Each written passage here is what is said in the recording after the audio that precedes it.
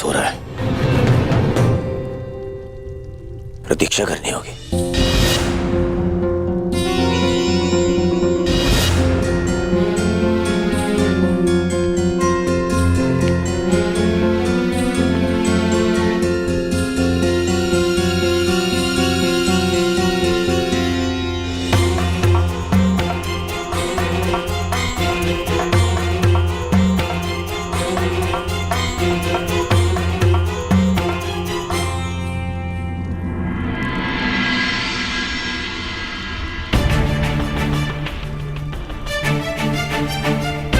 माधव विश्राम कर रहे हैं,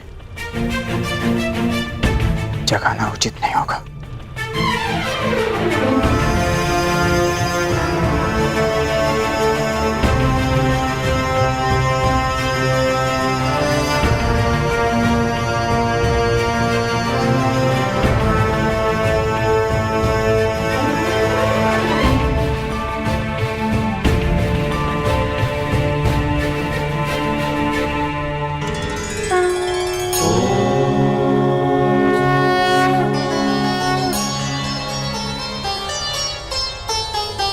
नारायणं नमस्कृत्य नरं चैव नरोत्तमम्।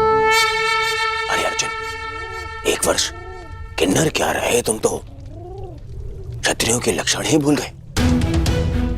केवल समर्थन पाने के लिए तुम क्षत्रिय कुल का अपमान कर रहे हो। तुम तो धरा पर बैठ गए ऐसे। जो इस धरा के स्वामी हैं, उनके समक्ष ब्राह्मण क्या और क्षत्रिय क्या।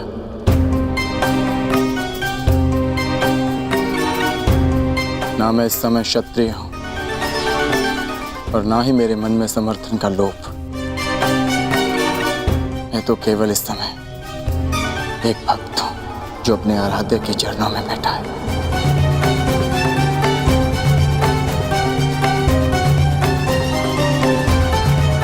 बैठो बैठो।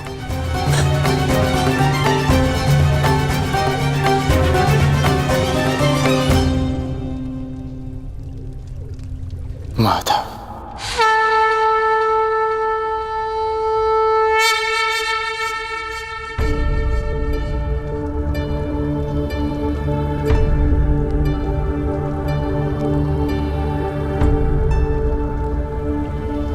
कब आए पार्थ?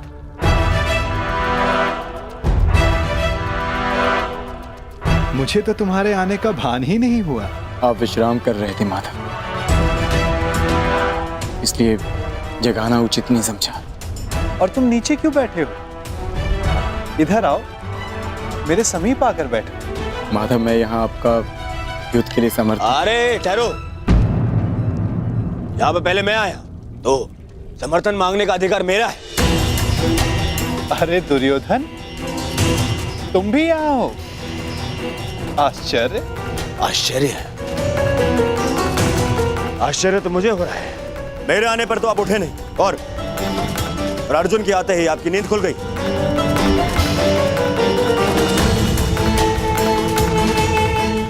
वासुदेव, मैं यहाँ अर्जुन से पूर्व उपस्थित हुआ हूं, इसलिए समर्थन मांगने का अधिकार पहले मुझे मिलना चाहिए।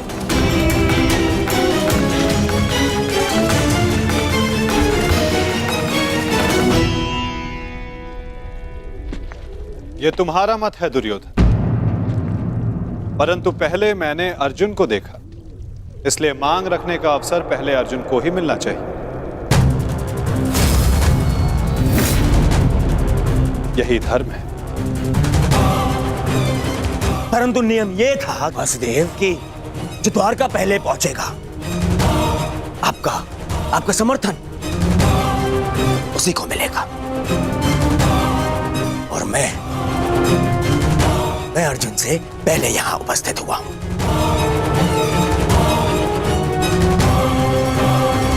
कदाचित तुमने नियम ठीक से नहीं सुना था दुर्योधन। नियम यह था कि द्वारका पहुंचकर मेरे समक्ष आकर प्रथम जो समर्थन की मांग करेगा, मैं उसका साथ दूंगा। अब आप कुतर्क का सहारा ले रहे हैं वासुदेव।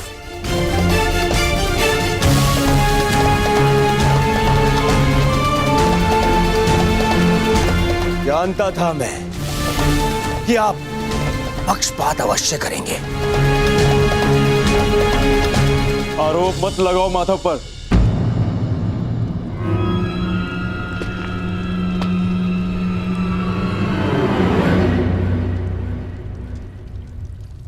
दुर्योधन सत्य कह रहा है माधव। मुझसे पूर्व ये यहां उपस्थित था, परंतु आपके पीछे बैठने के कारण आप इसे देख नहीं पाए। इसलिए समर्थन का पहला अवसर दुर्योधन को ही मिलना चाहिए।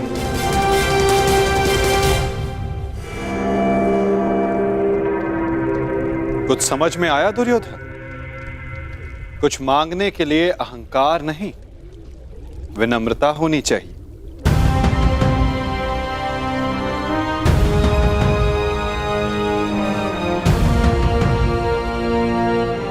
कहो क्या चाहिए? मैं चाहता हूं कि आने वाले महायुद्ध में द्वारका हम कौरवों का समर्थन करें विनम्रता से।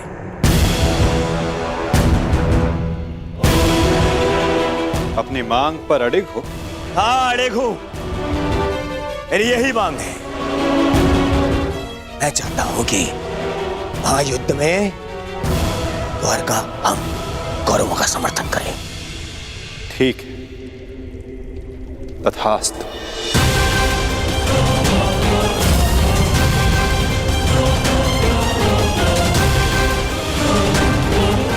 परंतु तुम्हारे इस वचन ने मुझे बहुत बड़ी उलझन में डाल दिया है दुर्योधन।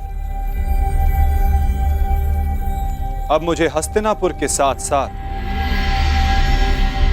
इंद्रप्रस्थ की भी सहायता करनी होगी। असंभव! यह असंभव है। ये पक्षपात है। परंतु तुमने यही तो मांगा है गांधारी नंदन।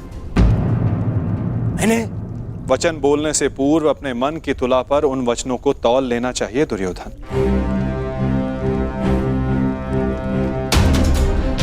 तुमने कहा कि कौरवों को द्वारका का समर्थन मिलना चाहिए। अपने द्वेष के कारण तुमने पांडवों को सदा भिन्न माना।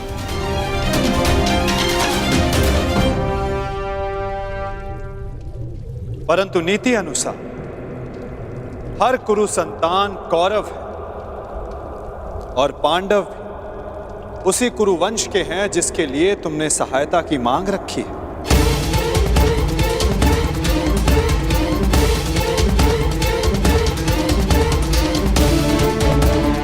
इसलिए मुझे अपना समर्थन दोनों पक्षों में बांटना होगा।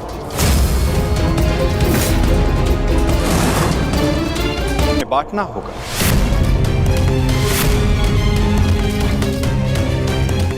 क्या करूं? पक्षपाती होना मेरे स्वभाव में जो नहीं। पक्षपात तो कर ही रहे हैं आप।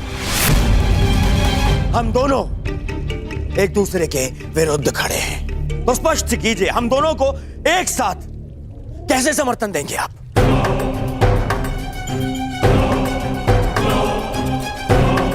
या ये भी आपका कोई छल है?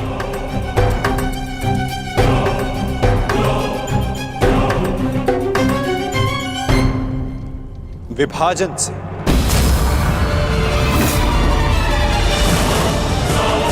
पहली बार युद्ध को टालने के लिए मैंने विभाजन का सहारा लिया था और इस बार युद्ध में सम्मिलित होने के लिए विभाजन करूंगा। मैं द्वारिका की शक्ति को 2 भागों में विभाजित करूंगा।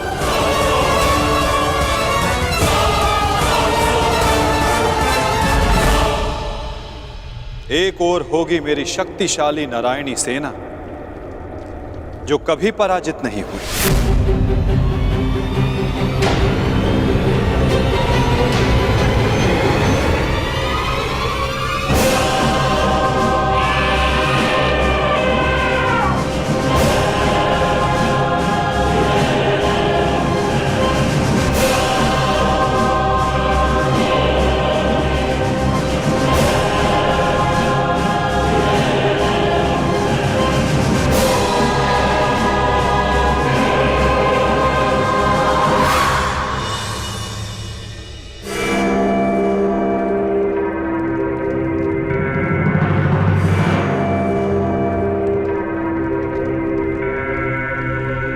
और दूसरी ओर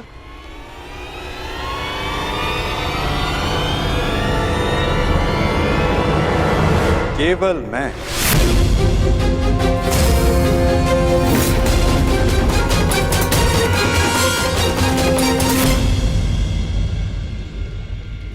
अकेला और निहत्था। मैं वचन देता हूं, किसी भी परिस्थिति में मैं इस युद्ध में अस्त्र नहीं उठाऊंगा।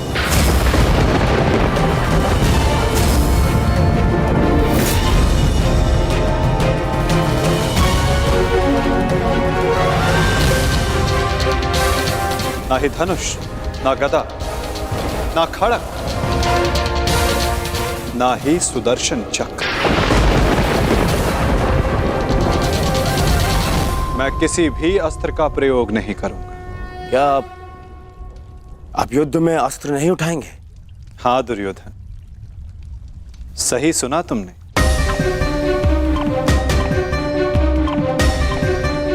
मैंने निर्णय ले लिया है कि मुझे क्या चाहिए। नहीं दुर्योधन, पहले तुम्हें मांगने का अवसर नहीं मिलेगा। क्या? ये मांग कुरुवंश के मध्य हो रही है और अर्जुन तुम्हारा अनुज है, और धर्म कहता है कि मांगने का पहला अधिकार अनुज का होता है। कोई अनुज नहीं है, वो शत्रु है ये मेरा। और आपने ने कहा था जो आपके समक्ष पहले आएगा आपका समर्थन उसी को मिलेगा। मैंने अपना वचन निभाया दुर्योधन। तुमने कुरुवंश को समर्थन देने की मांग की और कुरुवंश के लिए मैंने अपनी शक्ति को 2 भागों में विभाजित किया। अब विषय नीति का है दुर्योधन, और नीति के अनुसार प्रथम मांगने का अधिकार अर्जुन को है। यदि बात नीति की है तो इस अर्जुन का यहां आना ही नीति सम्मत नहीं है। किसी राज्य का राजा नहीं है वो। राजा तो तुम भी नहीं हो युवराज दुर्योधन, परंतु मैं अपने पिता महाराज धृतराष्ट्र का प्रतिनिधित्व करता हूं, और मैं अपने ज्येष्ठ भ्राता महाराज युधिष्ठिर का प्रतिनिधित्व करता हूं। राजा है? कैसा राजा? 13 वर्ष पूर्व उनसे उनका सिंहासन छिन चुका है, और वही सिंहासन उन्हें मिले, इसलिए ये युद्ध हो रहा है। तो यदि तुमने राज्य लौटा दिया होता तो ये युद्ध कभी नहीं होता। यदि अज्ञातवास पूर्ण किया होता तो राज्य अवश्य लौटा देता। दुर्योधन!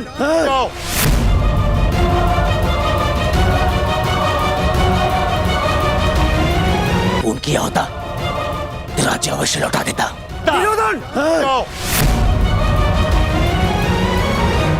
शांत हो जाओ तुम दोनों। ये मत भूलो कि तुम दोनों यहां अतिथि हो, और अतिथि की मर्यादा होती। अपने अतिथि के घर पर यूं झगड़ा करना तुम दोनों को शोभा नहीं देता। तो जैसा कि मैंने कहा, अर्जुन को प्रथम अवसर मिलना चाहिए। आप चाहते हैं कि अर्जुन को नारायणी सेना चुनने का अवसर मिले। मुझे क्या चाहिए इसका निर्णय तुम मत लो दुर्योधन। माधव, आप अस्त्र उठाएं या ना उठाएं, मुझे मेरे पक्ष में केवल आप चाहिए। मुझे नारायणी सेना से कोई मोह नहीं। यदि नारायण मेरे साथ है तो मेरे लिए पर्याप्त है। मुझे आपकी सेना का नहीं, आपका समर्थन चाहिए।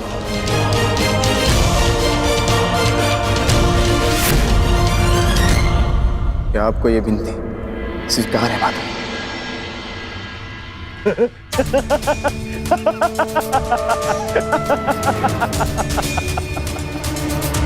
अब समझा मैं। ये 12 वर्ष के वनवास ने तुम्हारा क्षत्रिय गुण ही नहीं, तुम्हारी बुद्धि भी हर लिए मूर्ख। स्वयं मेरे गले में विजयश्री की माला पहना दी तुमने तो स्वयं अपनी पराजय का मार्ग चुन लिया। इतनी विशाल शक्तिशाली अपराजय सेना को ठुकराकर, और तुमने चुना निहत्थे कृष्ण को, जो अब कदाचित स्वयं की रक्षा भी नहीं कर पाएगा युद्ध में। दिख रहा है मुझे कि कैसे तुम पांचों पांडवों के शवों पर अट्ठास मारकर उत्सव मना रहा हूं मैं।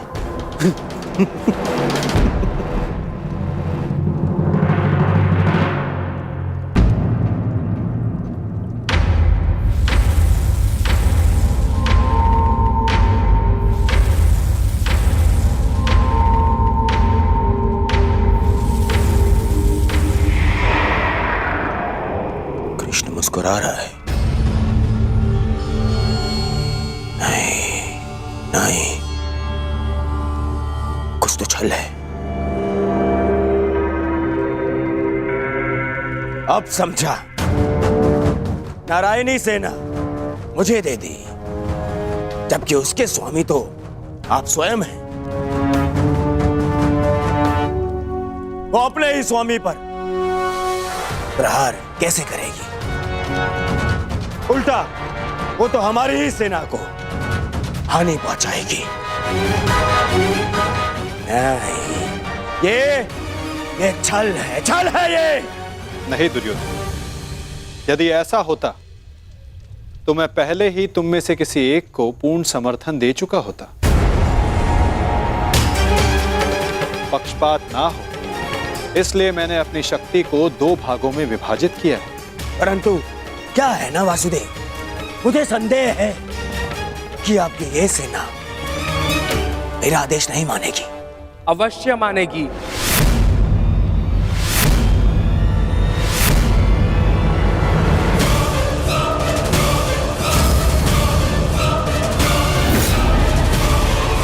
क्योंकि मैं नारायणी सेना का नेतृत्व करूंगा। वसुरश्री,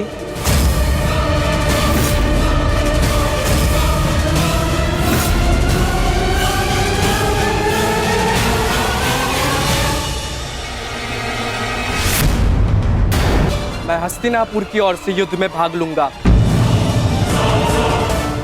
और नारायणी सेना का सेनापति बनकर निर्देश दूंगा। अब कोई छल नहीं कर पाएगा और ना ही कोई विद्रोह।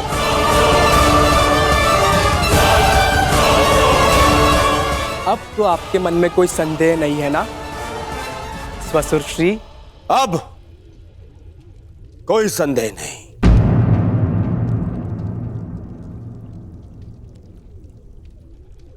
ये विभाजन मुझे स्वीकार है।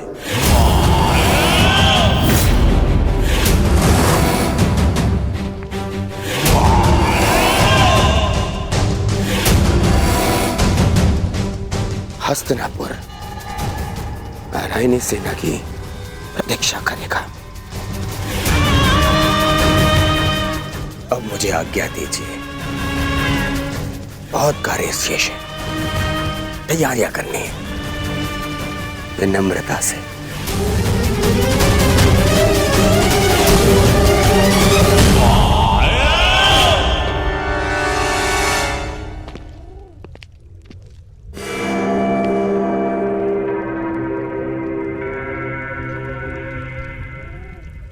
तुमने ऐसा क्यों किया पार्थ?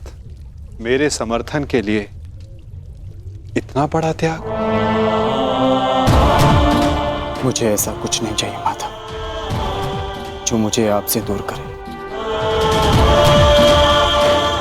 ऐसी नारायणी सेना से क्या लाभ जिसमें नारायण ही ना हो? ये धर्म युद्ध है माता, और धर्म वहीं खड़ा होगा जहां आप होंगे,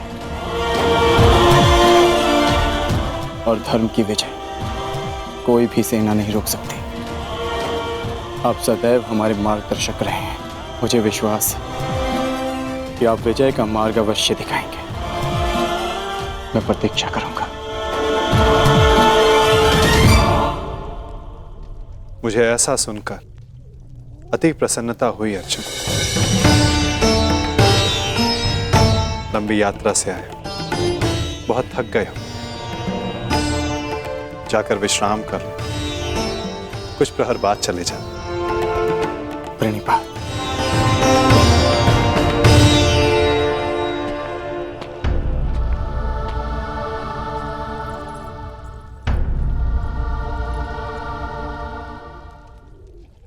मुझे क्षमा कर दीजिए पिताश्री। मैंने आपको पक्षपाती समझा। मुझसे बहुत बड़ी भूल हो गई। ठीक कहा था आपने। आप लोगों को नहीं चुनते, लोग आपको चुनते हैं।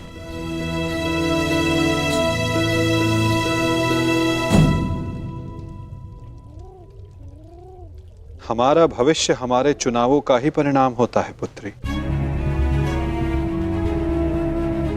जीवन में किस मोड़ पर हम क्या निर्णय चुनते हैं, उससे सिद्ध होता है कि हमें हमारा लक्ष्य मिलेगा या नहीं। परंतु क्या होगा पिताश्री? मैं ऐसा क्या करूं जिससे मेरे पति और मेरे पिता सुरक्षित रहे? कर्म करो लक्ष्मण, फल की चिंता ना करो। तुम्हारे पिता और सांब को उनके कर्मों का फल मिलेगा और अर्जुन को अपने कर्मों का।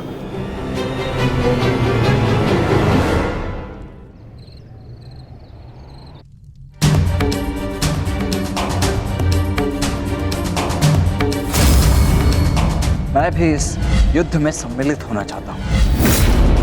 मैं अपना निर्णय ले चुका हूं और अपना पक्ष भी चुन चुका हूं। जिस ओर मेरा मित्र सांब होगा,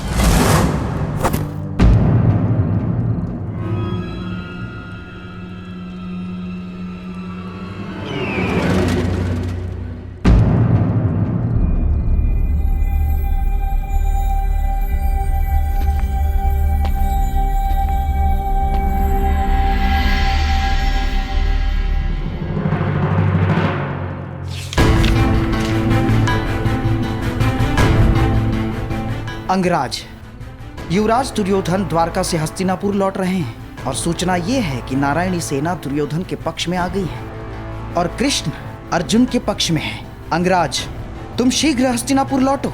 युद्ध हस्तिनापुर की सीमा पर है। गांधार राज शकुनी।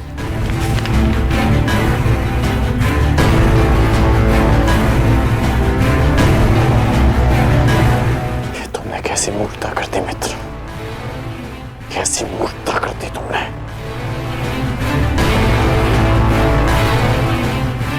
मुझे अभी द्वारका के लिए प्रस्थान करना होगा।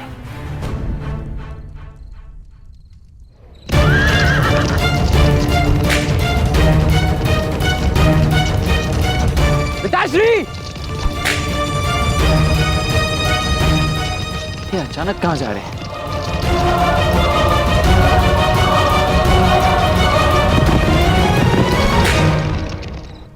मां,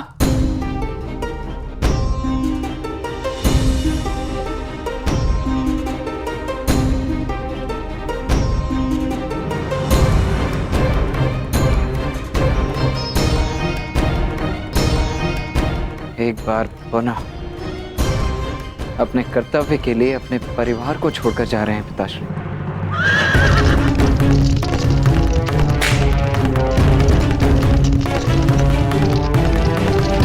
विश्वास नहीं होता, अर्जुन इतना बड़ा मूर्ख है। इतनी सरलता से मुझे नारायणी सेना दे दी। हाँ?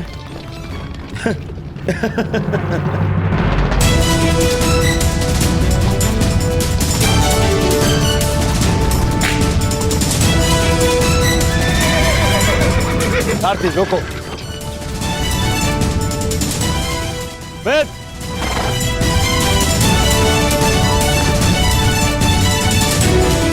अच्छा हुआ तो मुझे यहीं मिल गए।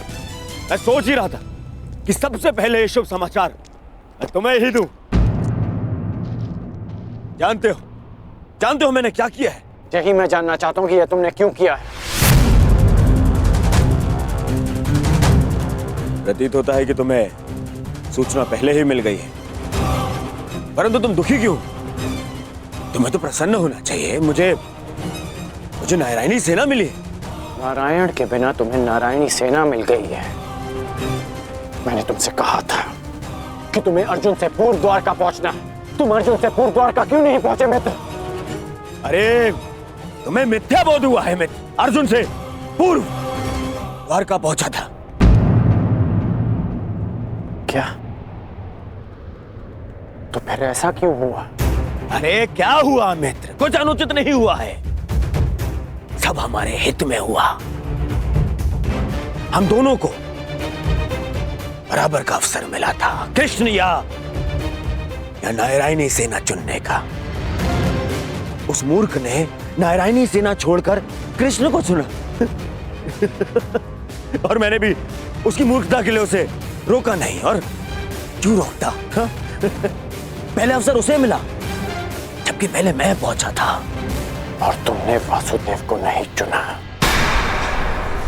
ये क्या किया तुमने? तुमने वासुदेव को क्यों नहीं चुना मित्र?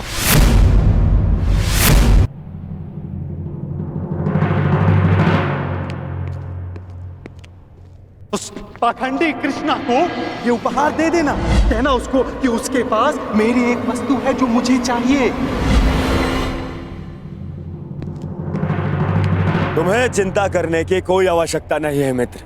अब हमारा सामना कोई नहीं कर सकता है। हमारे पास संसार की सबसे बड़ी और सबसे ताकतवर सेना है, नारायणी सेना, जो आज तक कभी पराजित नहीं हुई। और तुम्हें लगता है कि मैंने कृष्ण को ना चुनकर कुछ अनुचित किया है। वो कृष्ण जो इस युद्ध में शस्त्र भी नहीं उठाएगा। मित्र, तुम जानते हो कि नारायणी सेना आज तक अपराजित क्यों रही है? वो अपराजित रही है केवल वासुदेव के कारण। और आज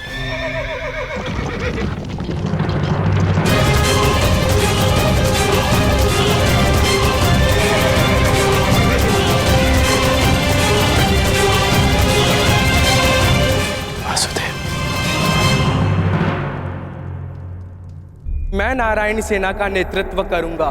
मैं हस्तिनापुर की ओर से युद्ध में भाग लूंगा। अब ना ही कोई छल कर पाएगा और ना ही कोई विद्रोह।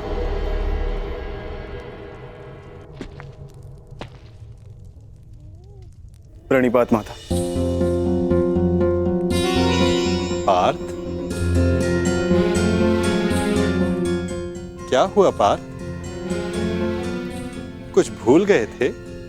हाँ माता, मैं आपको बताना भूल गया था कि द्वारका पहुंचने में मुझे विलंब हुआ था, क्योंकि मार्ग में मेरा एक विचित्र घटना से सामना हुआ। तुम्हारे कहने का तात्पर्य यह है कि तुम्हारा सामना किसी विचित्र मनुष्य से हुआ है ना पार्थ?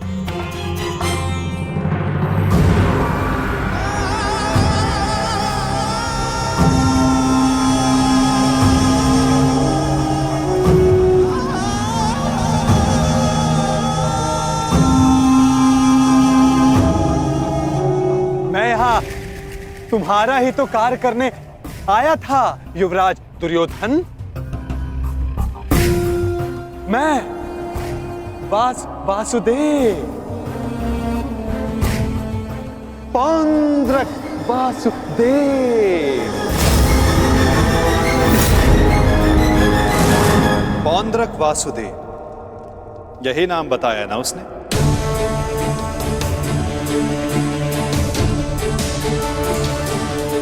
जिसने मेरी भांति वेशभूषा भी धारण कर रखी थी, है ना?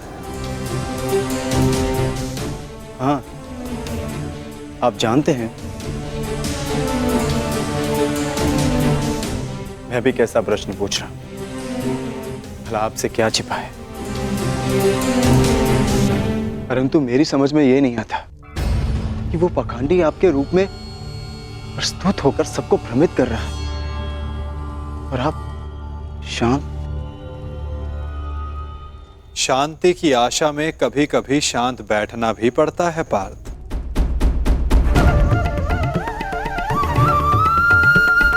मुझे ज्ञात है कि पौंद्रक मेरे नाम का दुरुपयोग करके सबको भ्रमित कर रहा है, परंतु अवसर सबको मिलना चाहिए अपनी भूल सुधारने का। वही अवसर जो मैं सबको देता हूं, वही अवसर जो मैंने शिशुपाल को दिया था, वही अवसर जो मैंने कंस मामा को भी दिया था। और यदि मनुष्य अपनी भूल ना सुधारे तो उचित समय आने पर उसे अपने कर्मों के फल अवश्य मिलते हैं पार्थ।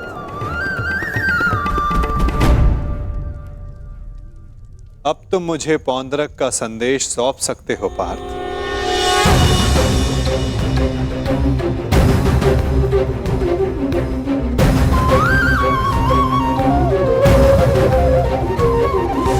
यदा यदा हि धर्मस्य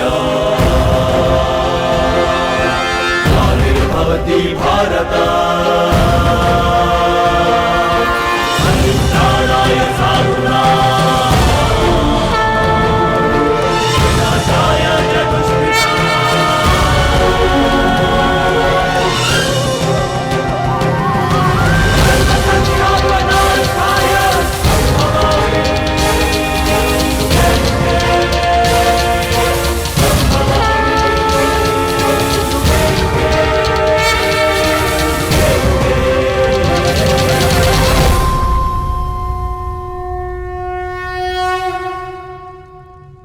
ये क्या था माधव? पौंद्रक का संदेश पार्थ। संदेश? हाँ पार्थ, ये संदेश कि जो भी मेरे दर्शाए मार्ग पर चलेगा पौंद्रक उसका नाश कर देगा।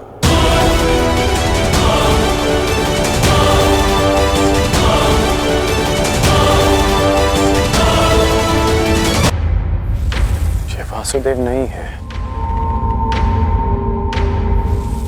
कौन है ये मित्र? हमारे मित्र का मित्र है ये पौंद्रक। पौंद्रक वासुदेव। इन्हीं की सहायता से मैं अर्जुन से पूर्व द्वारका पहुंचा और नारायणी सेना को अपने पक्ष में कर पाया। इसका श्रेय मामाश्री की तीव्र बुद्धि को जाता है मित्र। उन्हीं ने पौंद्रक को संदेश भेजा कि वो अर्जुन के मार्ग में बाधा उत्पन्न करे। इन्होंने अर्जुन को रोका और उसी कारणवश मैं अर्जुन से पूर्व द्वारका पहुंच पाया। अर्जुन को मार्ग से भटकाने का पूरा प्रबंध कर दिया है। तो तुमने फिर से छल किया।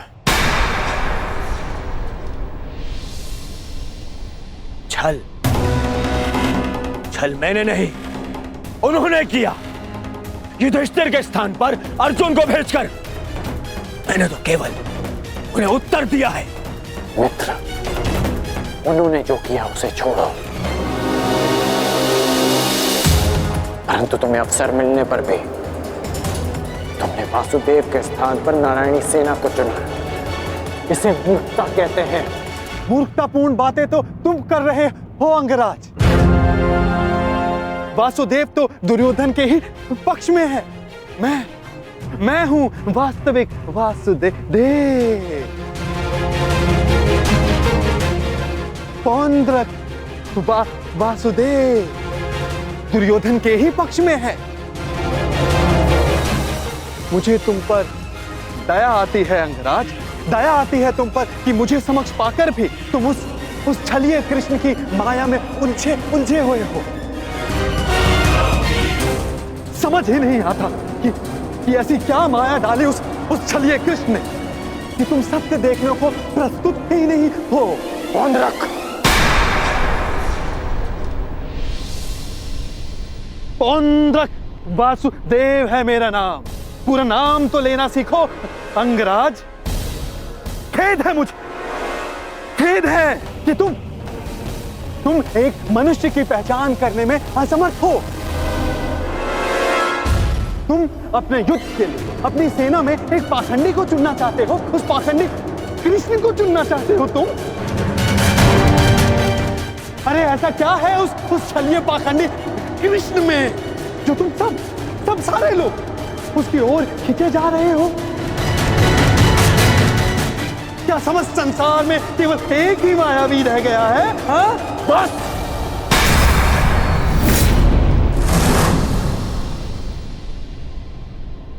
बस तुम करो मित्र, बस। मुझे कृष्ण की वो विशाल सेना चाहिए थी जो मुझे मिल गई। वैसे भी वो निहत्था निशस्त्र कृष्ण मेरे किस काम का है? हाँ, सत्य कहा दुर्योधन, सत्य कहा। वो छलिया कृष्ण किसी काम का नहीं। देखना, तुम ही जीतोगे ये युद्ध, क्योंकि तुम्हारे पास केवल नारायणी सेना नहीं, स्वयं वास्तविक नारायण, वास्तविक वासुदेव, पौंड्र का वासुदेव, वो कृष्ण तो मेरा रूप रखकर सबको भ्रमित करता रहता है। बैरूपिया मात्र है वो तो। उस कृष्ण का तो इस संसार से मैं अब एक और शब्द वासुदेव के विरुद्ध मत कहना।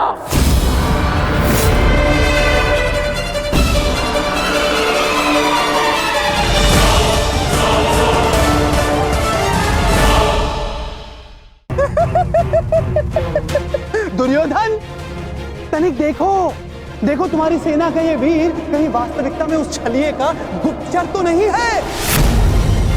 छलिए और बहरूपिये तो तुम हो पौंड्रक। कुछ ही क्षणों में तुम्हारी वास्तविकता मेरे समक्ष आ गई है। तुम मेरी चिंता करनी छोड़ो, केवल अपनी चिंता करो। तुम केवल एक बड़बोले ढोंगी हो जो वासुदेव होने का स्वांग रचा कर बैठे हो। मौन रहो दुस्साहसी, मौन।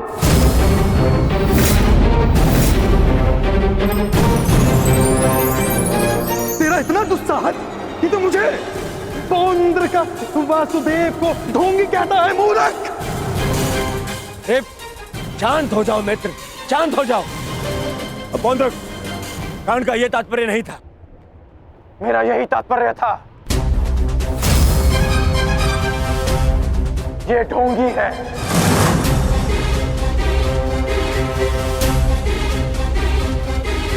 यदि तुम वास्तव में वासुदेव हो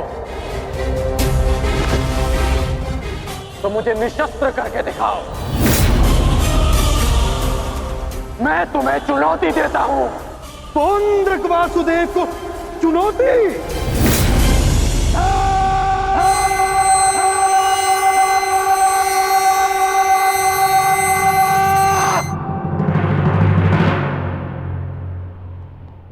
ऐसे खड़े खड़े देख क्या रहा है तू, मूर्ख? हाँ, मेरे साथ युद्ध कर। मेरे हाथों मरेगा, तुझे मोक्ष मिलेगा। हाँ, जिस प्रकार आज मैं तेरा अंत करने वाला हूं, उसी प्रकार मैं उस कृष्ण का भी अंत करूंगा, उस रणछोड़ का। जो रासलीला के नाम पर स्त्रियों को भ्रमित करता है, जो बाल क्रीड़ा के नाम पर स्त्रियों के वस्त्र चुराता है, जो स्वयंवर से स्त्रियों का हरण करता है, उस कृष्ण का पक्ष ले रहा है तू। उसके लिए तू मुझसे युद्ध कर रहा है। उस कृष्ण का भी मैं वध करूंगा, पहले तेरा, उसके बाद उसका। अब तुम्हें सीमा पार करती है।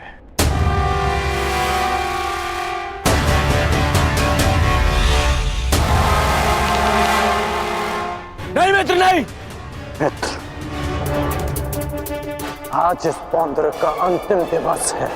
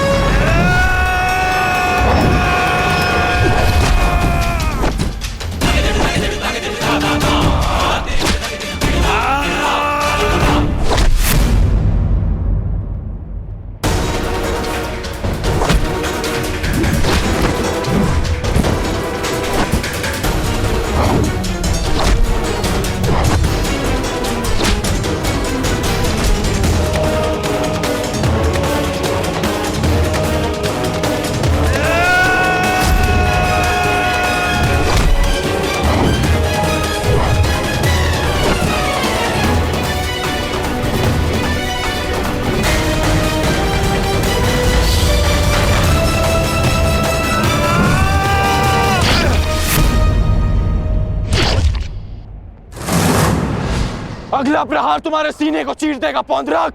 क्षमा मांगो।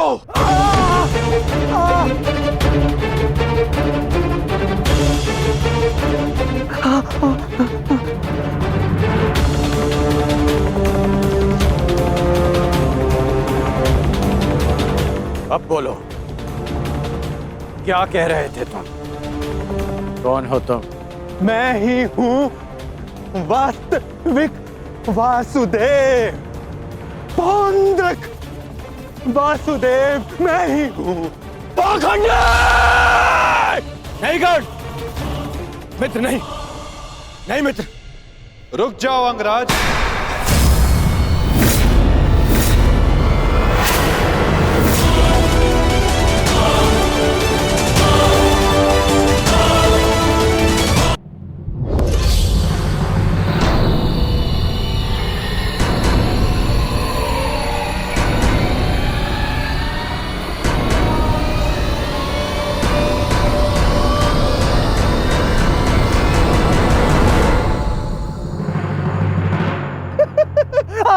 आ गया तू, चलिए आ गया।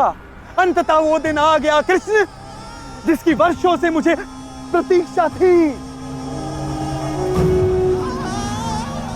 यदि अंत से पूर्व मनुष्य को उसकी भूल का भान हो जाए तो अच्छा ही होता है। अब तो तुम्हें विश्वास हो गया होगा कि वास्तविक वासुदेव कौन है। मैं ही हूं वास्तविक वासुदेव।